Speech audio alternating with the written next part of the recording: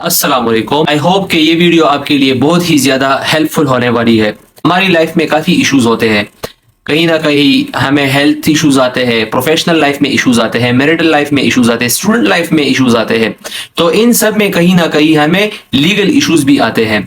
Legal issues पर अगर हम बात करते हैं तो इनमें हमारे लीगल राइट्स होते हैं।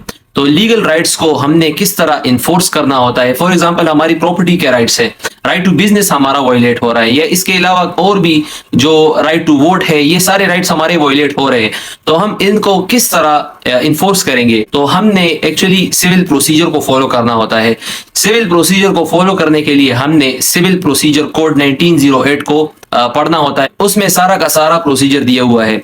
सिविल कोर्ट में कोई भी प्रोसीडिंग आगे कैसे बढ़ते हैं इसके बारे में सीपीसी यानी सिविल प्रोसीजर कोड बताता है। ये एक प्रोसीजरल लॉ है जिसमें 158 सेक्शंस है और 51 ऑर्डर्स है। ऑर्डर सिंपली ये बताता है कि कोई भी केस कोर्ट में आगे कैसे बढ़ेगा। तो मैं एक एक करके सभी ऑर्डर्स को और प्रोसीजर को इसी वीडियो में कवर करने वाला हूं। ये जो ऑर्डर्स है हम इनको एक एग्जांपल के थ्रू समझेंगे। लाइक हर एक केस में दो पार्टीज होते हैं। और मान लीजिए कि आपको एक लीगल प्रॉब्लम आ गया है जिसकी वजह से आपको कोर्ट में आना पड़ रहा है, तो आप क्या हो जाएंगे, प्लेंटिफ।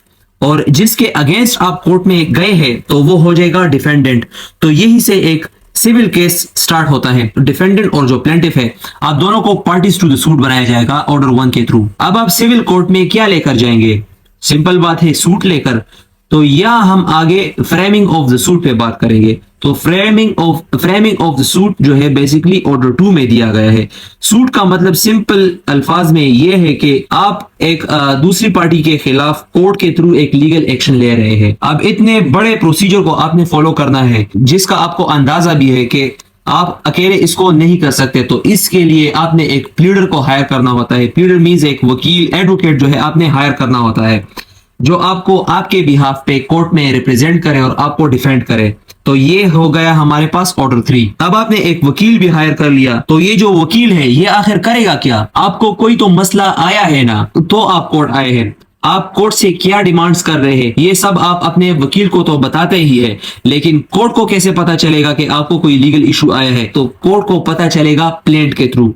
प्लेंट बेसिकली दावे को कहते हैं जो कि हम कोर्ट में जमा कराते हैं। अब आप प्लेंट में खुद से तो डायरेक्ट कुछ नहीं लिख सकते, तो आपका वकील आपके लिए प्लेंट बनाकर कोर्ट में जमा कराएगा और सूट को इंस्टीट्यूट करेगा। तो ये हो गया institution of suit order 4। Suit institution होने के बाद डायरेक्ट आपका काम तो हो गया, यानी प्लेंटिफ ने प्लेंट को कोर्ट में जमा करा दिया या इंस्टीट्यूट करा दिया।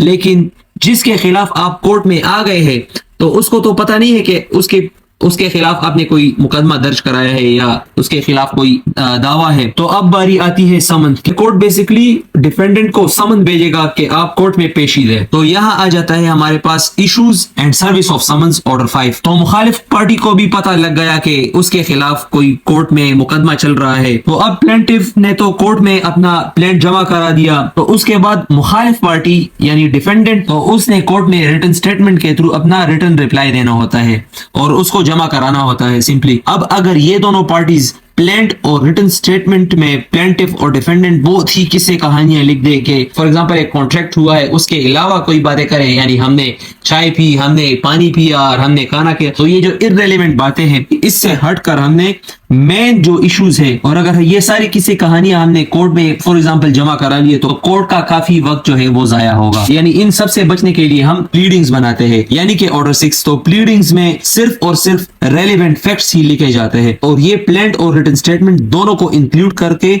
और किस्से कहानियों को हटा के जो एक्चुअल इशू है सिर्फ उसी पर ही कोर्ट में बात होती है और उसी पर कोर्ट का फोकस होता है। तो पहले प्लीडिंग्स ऑफ द प्लेंटिफ जमा होंगे और फिर उसके बाद प्लीडिंग्स ऑफ डिफेंडेंट यानी रिटन स्टेटमेंट जमा होंगे। और ऑर्डर 7 में प्लेंट और ऑर्डर 8 में रिटन स्टेटमेंट। तो ये सारी कहानी जो है कोर्ट में दोनों पार्टीज ने जमा कर दी है, प्लेंटिफ और डिफेंडेंट ने अपने अपने वकीलों के थ्रू। तो जिस तरह समन्स के थ्रू कोर्ट ने डिफेंडेंट को इन्फॉर्म किया था कि आपने इस डेट को आना है और अपनी अपीयरेंस अपनी इंश्योर करानी है, तो ऑर्डर 9 ये कहता है कि अगर एक पार्टी अपीयर हो गई तो किस तरह प्रोसीडिंग स्टार्ट होंगे, और अगर ना हुए तो जो भी पार्टी ना आई तो उनको कौन कौन से कॉन्सिक्वेंसेस फेस करने होते हैं। फॉर एग्जांपल प्लेंटिफ नहीं आया तो उसका जो प्लेंट है वो रिजेक्ट हो जाता है, और अगर फॉर एग्जांपल डिफेंडेंट नहीं आया तो उसके खिलाफ एक्स पार्टी डिक्री या उसके खिलाफ एक्स पार्टी प्रोसीडिंग स्टार्ट हो जाते हैं। तो ऑर्डर 9 ये कहता है कि appearance of the parties and consequences of non appearance. तो अपीयर होने के बाद कोर्ट का पहला क्वेश्चन पार्टी से ये होगा कि आप दोनों पार्टीज एक दूसरे पे जो इल्जामात लगा रहे हैं तो क्या आप इसको मानते हैं या इनसे इनकार करते हैं, यानी एडमिट करते हैं या डिनाई करते हैं। तो ये हो गया examination of the parties by the court order 10। तो एग्जामिनेशन के दौरान ही बारी आती है ऑर्डर 11,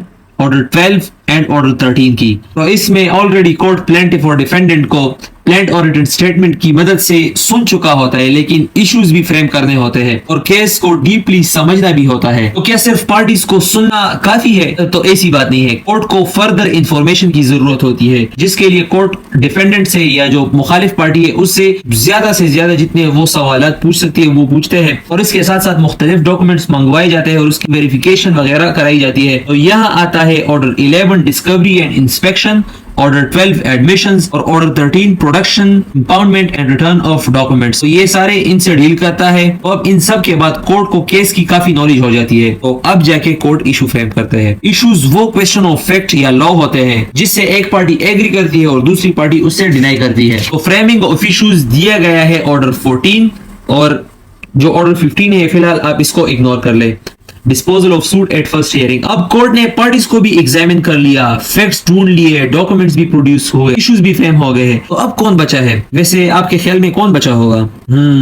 विटनेसेस। तो विटनेसेस को बुलाने के लिए उसी तरह जिस तरह डिफेंडेंट को बुलाया गया था तो उसी तरह विटनेसेस को भी समन किया जाता है। तो यहाँ आ जाता है order 16, summons and attendance of witnesses. Witnesses भी आखिरकार कोर्ट आ गए। अब कोर्ट जाके हियरिंग पे फोकस करेगा, यानी कि पेशी। मुख्तलिफ डेट्स पेशी के लिए फिक्स होते हैं, पार्टी दिए गए तारीख पे नहीं आती, तो ये तारीख वैसे चेंज होते रहते हैं। तो अब हम आ गए ऑर्डर 17, 18 और 19 पे, और ये ऑर्डर हियरिंग से रिलेटेड है। तो अब इतने लंबे प्रोसीजर के बाद अगर प्लेंटिफ या अपोजिंग पार्टी या गवाह एक तारीख पर नहीं पेश होते तो कोर्ट उस दिन के हियरिंग को एडजर्न करेगा। तो यहाँ आ जाता है हमारे पास ऑर्डर 17, एडजर्नमेंट्स। और इसके अलावा अगर कोर्ट अगली तारीख देता है तो उस पर अपीयर होना किसी भी पार्टी के लिए या गवाह के लिए जरूरी हो जाता है। तो ये हो गया ऑर्डर 18। ये डील करता है hearing of the suit and examination of witnesses. तो हर हियरिंग में एग्जामिनेशन या फैक्ट को प्रूव करने के लिए पार्टीज कोर्ट में एफिडेविट भी फाइल कर सकते हैं।